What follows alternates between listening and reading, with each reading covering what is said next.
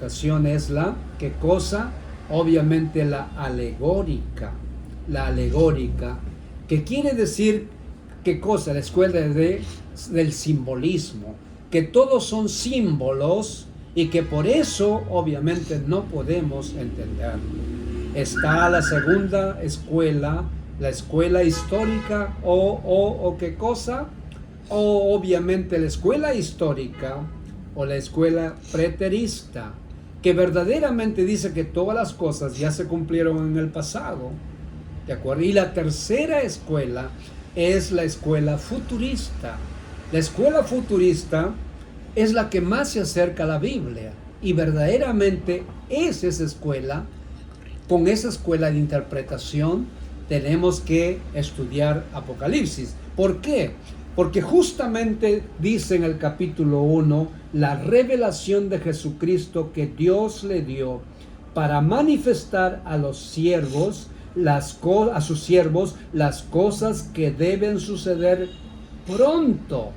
Entonces, las cosas que deben suceder, es decir, esta escuela se ajusta porque va al futuro, es decir, nos va a revelar lo que va a pasar en el futuro. ¿Qué va a pasar en el futuro? Y obviamente que tiene tal seriedad Dios, ¿no? Es tan real que no podemos compararlo con, por ejemplo, ¿no?, las revelaciones de Nostradamus. Nostradamus obviamente dio revelaciones de las cosas que sucederían y sucedieron muchas cosas, pero evidentemente solo el 40% se cumplieron las profecías de Nostradamus. Pero sin embargo, en la revelación que Dios da del Apocalipsis, la revelación de Jesucristo, ¿de acuerdo? Las cosas que deben suceder pronto, desde el siglo I, o sea, hace 2000 años, hasta que termine la historia de ¿qué cosa? De la iglesia y termine la historia de la humanidad, Apocalipsis nos va a hablar de todas las cosas que van a ir sucediendo. Pasamos al tercer punto. Qué lindo usted está viendo ahí el bosquejo. Evidentemente pasamos al tercer punto en esta hora como parte introductoria, ¿correcto? Interpretación de las iglesias. Aquí verdaderamente Dios se dirige a las 7 iglesias que estaban en Asia Menor, ¿no es cierto? Las 7 iglesias evidentemente que son Éfeso, Esmirna, obviamente Pérgamo, Tiatira, obviamente Filadelfia, obviamente también tenemos la Odisea, ¿no? Se dirige a las 7 iglesias. ¿Por qué? Porque lo más importante para Dios es la iglesia. Usted pensará que lo más importante es el palacio de gobierno, ¿no?, el palacio ejecutivo, o el Congreso de la República, o las potencias del mundo. Para Dios, lo más importante es su iglesia. Eres tú y yo. Él tiene el mayor interés en su iglesia porque es el pueblo que Él compró con su sangre, porque es la nación que Él redimió y que vendrá a llevar no a estas instituciones o a las potencias, ni a los ricos y millonarios, ni a la gente importante. La gente para Dios más importante, de más alto valor, son sus hijos y sus hijas. Por eso dice, ¿qué cosa? Le envió, dice, por medio de un ángel a su siervo Juan, ¿no es cierto? Correcto, a su siervo Juan. Ahí tenemos entonces las 7. ¿Por qué escoge las 7 iglesias? Las 7 iglesias son iglesias reales que existían en esa época, ¿no? Y se encontraban en Éfeso. Habían otras iglesias más importantes y muchas más, claro que sí había. Pero ¿por qué escogió 7 iglesias Dios? Dios en su sabiduría, 7 es el número perfecto. Es el número perfecto. Pero ¿por qué se dirige a las iglesias? Evidentemente, a las 7 iglesias verdaderamente, porque Dios es un Dios de comunicación. Él quería comunicarse con sus iglesias, con los cristianos y las cristianas, en esos momentos tan difíciles como hoy también. Hoy día no nos persigue Roma, no nos persiguen los Césares, no nos persiguen los Nerones, los Domicianos. Hoy nos persigue el mundo, la carne y el demonio. El mundo nos atrae, la carne nos seduce a hacer las cosas obviamente de la carne, y el demonio que nos trata de desviarnos. Ahora son estos enemigos con quien tenemos que lidiar indudablemente. En segundo lugar, ¿por qué las 7 iglesias? Porque Él quería suplir sus necesidades. Así como un padre, ¿no es cierto?, quiere suplir las necesidades de su familia, Dios también, que somos la familia de Dios, somos hijos e hijas, no somos cualquier cosa, ¿correcto? Él quiere suplir también las necesidades. ¿Y por qué entonces 7 iglesias?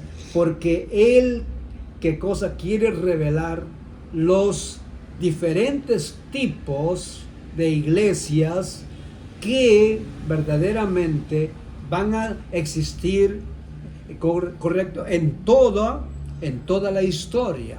Son iglesias donde van a tener ciertas características, ciertos problemas, cierto patrón de conducta, cierto comportamiento, y van a haber también ciertas luchas que van a enfrentar y ciertos problemas. Entonces, las 7 iglesias representan a todas las iglesias cristianas en toda la historia, hasta que la iglesia sea arrebatada.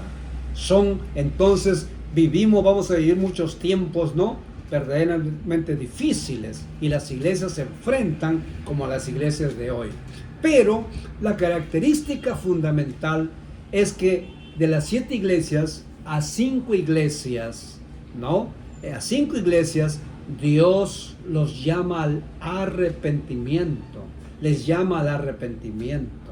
Dice, ¿no?, arrepiéntete, porque si no vendré, ¿qué cosa? Pronto, y quitaré el candelero de tu lugar, quitaré tu privilegio, quitaré, ¿qué cosa? El tiempo de la gracia, quitaré mi amor, retiraré, obviamente, ¿de acuerdo? Porque no estás andando bien, porque no me estás obedeciendo, porque mis mandatos lo estás pisoteando, y porque estás abusando de la gracia, de mi amor, de mi misericordia. No, mira que mi bondad, pero también vas a cosechar la severidad de Dios, dice Romanos. Por eso que es importante que nosotros verdaderamente vivamos en comunión con Dios. Gloria al nombre de Jesús. Gloria al nombre de Jesús. Muy bien, muy bien, muy bien. Ahora, el siguiente punto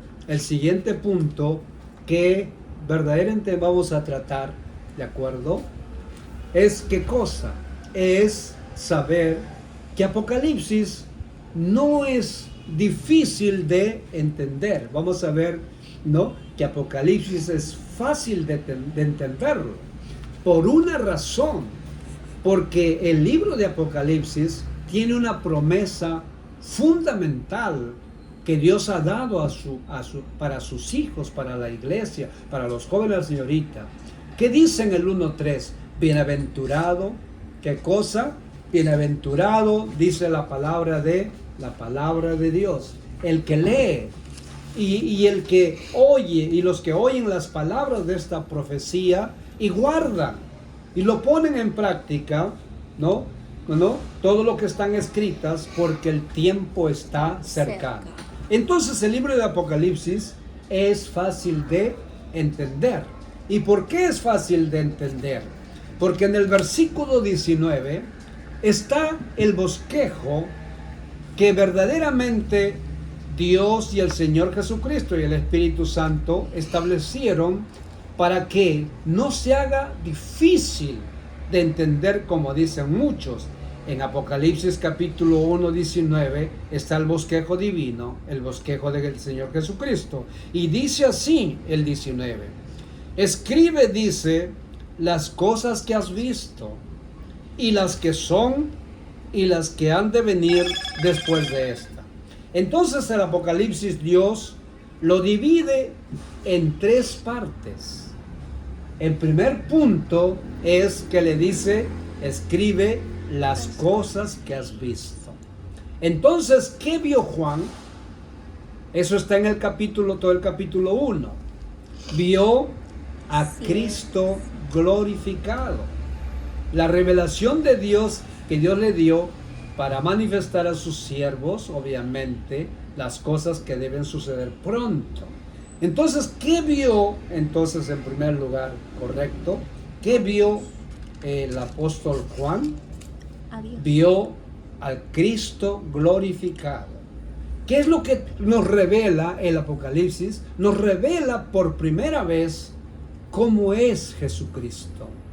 Porque nosotros tenemos la idea del Cristo histórico que vino como hombre, tomó nuestra naturaleza, el Verbo se hizo carne, y porque tenía que verdaderamente venir a qué cosa, como un cordero, correcto, para ser sacrificado, correcto, y dar su vida para que nosotros pudiéramos ser salvos y volviéramos a la comunión con nuestro Padre Celestial, y sobre todo que Jesucristo dice, vino a buscar y salvar lo que se ha perdido, pero vino a recuperar todo lo que Adán y Eva perdieron.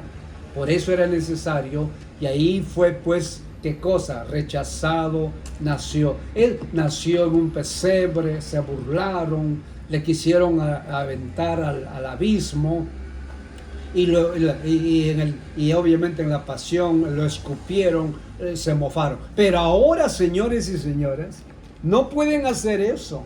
Eso todo lo soportó el Señor por amor a nosotros, porque nos amó, y porque la Biblia dice, sin derramamiento de sangre no hay perdón, no hay remisión de pecados. Esa fase en teología nosotros estudiamos, se llama el estado de humillación. Él se humilló hasta lo sumo. Dice Filipenses, ¿no? Siendo Dios, no estimó ser igual a Dios, sino que se despojó a sí mismo, haciéndose hombre, y entrando en la condición de hombre, se humilló, haciéndose siervo, y verdaderamente, aún así se humilló, hasta dar su vida por nosotros. Pero ahora, el primer punto es, ¿qué cosa? Escribe las cosas que has visto. ¿Qué vio el apóstol Juan? Vio que estando en un domingo, en un culto como ahora, posiblemente en la playa ahí desterrado, dice, por la espalda oyó una gran voz. Oyó una gran voz, ¿de acuerdo? Una gran voz que decía, yo soy el alfa y la omega, el primero y el último. ¿Correcto? Escribe en un libro lo que ves. Eso es lo que comenzó a hacer el apóstol Juan. Y envíalo a las 7 iglesias que están en Asia: Éfeso, Esmirna, Pérgamo, Tiatira, Sardis, Filadelfia y Laodicea. Y me volví, dice Juan, para ver la voz del que hablaba conmigo, y vuelto vi 7 candeleros de oro, y en medio de los 7 candeleros de oro a uno semejante a hijo de hombre, o sea, vio a Jesucristo. O sea, la revelación de Jesucristo que Dios dio. Ahora su Padre le revela cómo es su hijo, del hijo de quien se burlaron, se mofaron cuando vino en condición de... Ahora quiere que el Padre revela a Jesucristo, quiere que lo conozcan. Ahora Él es así, Él está así. A ver si puedes tú golpearlo, a ver si tú puedes escupirlo, a ver si tú puedes mantenerte de pie. Y dice, cuando se volvió y vio verdaderamente, dice, no, en medio de los candeleros significa las iglesias. O sea, Cristo siempre está, ¿dónde? En medio de las iglesias. Está cuidando sus iglesias. protegiendo sus iglesias, animando a sus iglesias, ¿qué cosa? Corrigiendo, disciplinando su iglesia, porque Él viene por esa iglesia. Gloria al nombre de Jesús, dice, ¿no? Y en su mano derecha estaban, ¿qué cosa? 7 estrellas, que son los 7 ángeles de las 7 iglesias, evidentemente que son los pastores de las iglesias. ¿Y cómo lo vio? Gloria al nombre de Jesús. ¿Cómo lo vio? Dice la palabra del Señor. ¿Qué cosa? ¿Qué cosa? Que a este que estaba en medio de los 7 candeleros y que tenía, ¿qué cosa? ¿Qué cosa?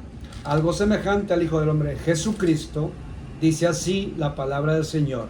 Estaba vestido con una ropa obviamente que solo usan los reyes, los sacerdotes, ¿no?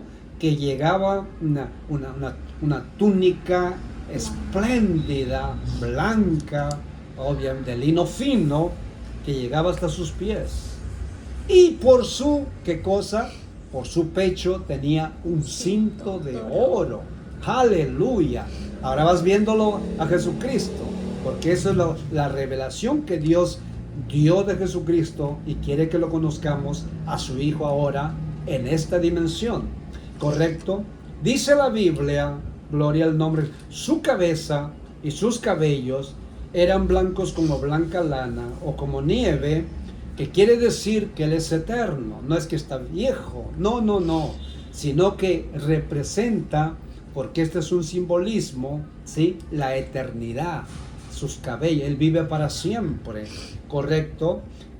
Y luego dice la Biblia, sus ojos, imagínense, sus ojos son como llama de fuego. A ver, mira si te atreves ahora, en el siglo I, el Imperio Romano, el Sanedrín, los judíos, a ver si pueden sostenerse frente a Jesús. Y dice la Biblia, y sus pies, dice, eran semejante al bronce bruñido, ¿no? Refulgente como en el horno, y su voz era como el estruendo de muchas aguas. Tenía, correcto, obviamente en su diestra 7 estrellas, ¿no? Que la adornaban, obviamente, y de su boca salía una espada aguda de 2 filos, es decir, la palabra de Dios. Eso no cambiará, porque es la palabra de Dios.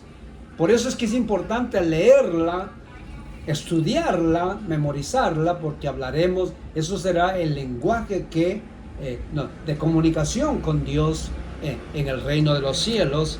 Y que dice además, dice, ¿no? Correcto. Y su rostro, me encanta. Su rostro al que hace 2000 años abofetearon, escupieron, le pusieron la corona de espinas, ¿sí? Su rostro era como el sol cuando resplandece en toda su fuerza. Usted, a ver, póngase a las 12 del día frente al sol y mire al sol. No puede. El rostro del Señor es como el sol, correcto, en todo su esplendor, en toda su fuerza, correcto. Ahora sí es eso, la revelación de Jesucristo.